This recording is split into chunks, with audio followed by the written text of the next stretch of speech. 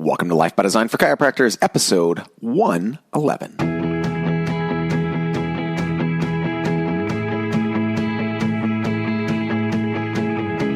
Welcome to Life by Design, the podcast for chiropractors. Here's your host, Dr. Jamie Richards. Welcome to Life by Design for Chiropractors. I'm your host, Dr. Jamie Richards, and today's episode, I'm flying solo and I talk about an irritation that I came across recently, and it's something that's been on my mind for a while, and it's even something that I had to remind myself of because I was the biggest culprit. And since generally solved this problem for myself, and I want to share with you what it is and why it could be, and probably is, let's be honest, holding you back in some pretty significant extreme ways. I think you're going to enjoy today's episode. If you haven't heard about the Life by Design for Chiropractors Light group, then I'll put that in the show notes. Check that out. That's a entry-level version of a lot of the material that we create at Life by Design and the trainings. Far from our elite program, but a nice entry point for people who want to start to go beyond just what happens on the podcast and start to get more immersed and more applicative, which is really what it comes down to, is putting some of these things into play. So go check that group out, guys, and enjoy today's episode of Life by Design for Chiropractors. Welcome to Life by Design for Chiropractors. I'm your host, and I'm not joined today by my colleague, Dr. Kreisho Judd, my colleague, Dr. Mike Gibson. This is another flying solo episode. And really, these episodes are prompted from me having a thought, an idea, oftentimes an irritation, something that has come up in the midst of either creating content, being on training calls, creating trainings inside of our light and elite groups, and just interacting with chiropractors or business owners in general. And today's episode is really about scaling. And it's more a call to action for you guys who are listening in. Definitely a frustration for me in dealing with, people who are contacting us. And it almost seems as if there is an unwillingness to recognize value and how to leverage that value. So let me explain, more in depth what I mean in that sense. If I were to give you $1 and all it cost you was 10 cents, wouldn't you be looking for more opportunities to give me 10 cents in exchange for $1? In fact, if you could give me 10 cents and I could give you 11 cents without a lot of work, wouldn't you want to exchange that? And to take it a step further, depending on what you may also be getting in return for the 10 cents, you might actually take less than 10 cents. You might see the 10 cents as a lost leader in order to get something else in exchange. And so when we think about our businesses and our practices, my observation is that, and I can say for sure, as per normal, I struggled with this for a long time. And I can say that when I look at, for example, my current ad spend, we can say, the time and energy that goes into certain aspects of our marketing, and it goes beyond marketing, but we'll speak specific to marketing today. The more I put in, the more I get back. And it's really about dropping the fear of continuing to invest and to make this investment on a consistent basis. Now, when we're looking at scaling as an example, if I'm looking at my Facebook ads account right now, I can see that, I've put in about $1,000 recently. Some of that was before the recent shutdown. Put in about $1,000. Now, 500 of that probably was in optimizing the ad that I was running.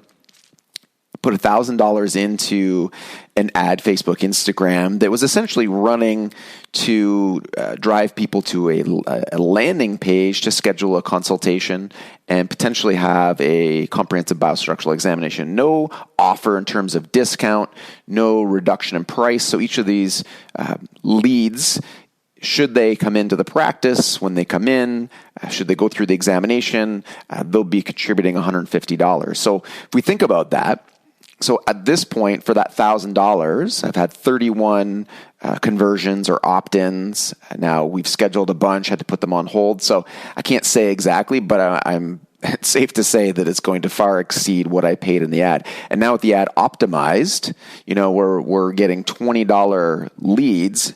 Most of those are going to show up based on the type of lead follow-up system we have in place.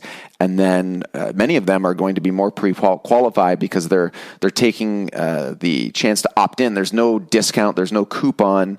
They're opting in and they're scheduling an appointment over the phone. And again, many of them are going to pay the full examination fee, which is by far going to pay for the ad cost. At $20 a lead, an examination fee is $150. Even if it's a 50% examination rate, we're looking at $75 per case for a $20 lead generation. So it's profitable before anything even happens, before anybody shows up, or I should say before anybody gets accepted into care. And that doesn't count, a case that gets accepted that could be $1,000 to $2,000, and that's not lifetime value. That's just initial phase value. So let's say out of those 31, 20 show up or get scheduled, 15 have an examination.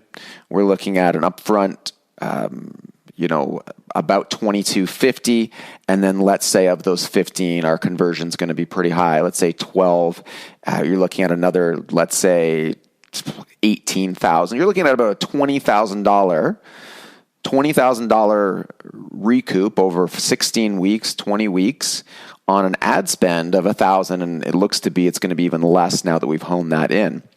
Here's my point. I'm spending $1,000 and I'm making $20,000. I'm cranking that up. I'm increasing the ad spend. I'm increasing the amount that I'm putting into that. Why wouldn't I? It just seems crazy. The only really hesitation is going to be, can we manage the number of cases coming in? What's the quality? These are things that we'll monitor as we go. But again, this goes for any ad that you're running. But here's my point. It goes for everything. I think about some of the resources that I use in my business. And, I look at learning as a big resource. And so I pay for a lot of things, a lot. So whether it be marketing newsletters, whether it be inside special groups, do I use every ounce of the content? No, absolutely I don't. I don't have time to consume all the content. But if one idea leads to, something that I'm implementing that shows a return, then that one group that I was in, I would not have potentially had that idea had I stopped, or if I stopped the newsletter, if I stopped, buying books. What I'm saying is we need to be more cognizant of what we're investing our money and time into and be more willing to do that. And I'm not just saying this because we have particular coaching groups and we have products that goes far beyond me. Whether it be, I am part of a Dan Kennedy group. I'm part of a Ben Settle group.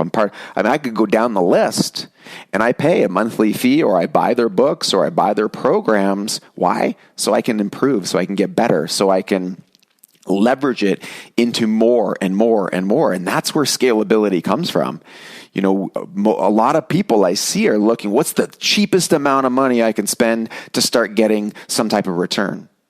And it's not to say that on the front end of, say, running an ad or starting to gather up content or learning, that you shouldn't look to be, realistic about what your investment can be. But the truth is, if that investment is returning more than a penny, shouldn't you be looking to continue to make that investment? Now, of course, there's a time issue, and so you might have to choose, if one's returning $1 instead of a penny, then you're going to put more energy in the one that's returning $1. But you understand my point.